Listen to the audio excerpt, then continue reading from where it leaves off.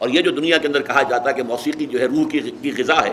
تو واقعہ یہ ہے کہ عام موسیقی جو دنیا میں ہو رہی ہے اور بد نصیب جو اس وقت کا دور ہے، یہ پاپ میوزک جو ہے، یہ تو سوائے انسان کے جو سفلی جذبات ہیں ان کو حرکت میں لانے کے اس کا کوئی کام نہیں۔ پرانے زمانے کے لیے ایک موسیقی ایک ہوتی تھی جو سنجیدہ ہوتی تھی، اس میں یقیناً یہ ہے ایک بڑا فرق میں آپ کو بتاتا ہوں۔ پچھلے زمانے کی موسیقی سن کر آدمی کا یہ سر جو ہے یہ وجد میں آتا تھا، آدمی جھومتا تھا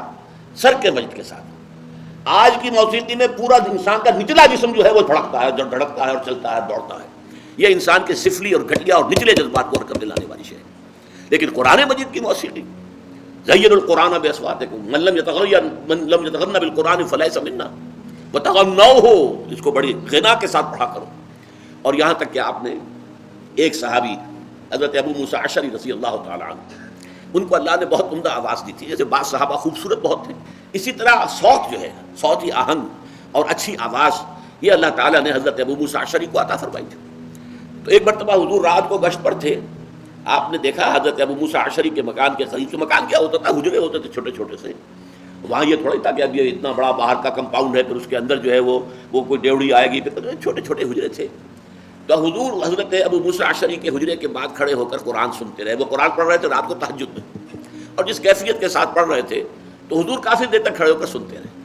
پھر اگلی صبح فجر میں جب ملاقات ہوئی تو حضور نے تحسین فرمایا، یا ابا موسیٰ انک قد اوتیت مزمارا من مزامیر آل داود،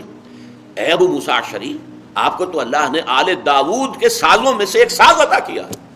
حضرت داؤد علیہ السلام کو اللہ تعالیٰ نے لحن داؤدی مشہور ہے، بہت اچھی آواز، حسین آواز دی تھی۔ وہ جب تہجد کے اوقات میں، اور جس کو ہم کہتے ہیں small hours of the morning,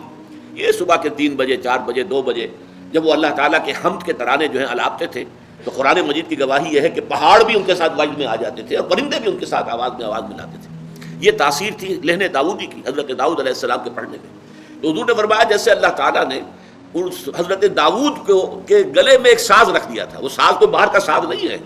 بلکہ وہ گلے کے اندر ساز ہے جو اللہ تعالیٰ نے بہترین آواز دی ہے، خوبصورت آواز دی ہے، ایک غنا والی جو ہے غنائی آواز دی ہے۔ تو جیسا اللہ تعالیٰ نے یہ مزمار عطا کیے تھے آل داؤد کو، اے ابو موسیٰ تمہیں بھی اللہ نے انک قد اوتیت مزمارا من مزامیر آل داؤد، آل داؤد کے سازوں میں سے ایک ساز اللہ نے عطا کیا۔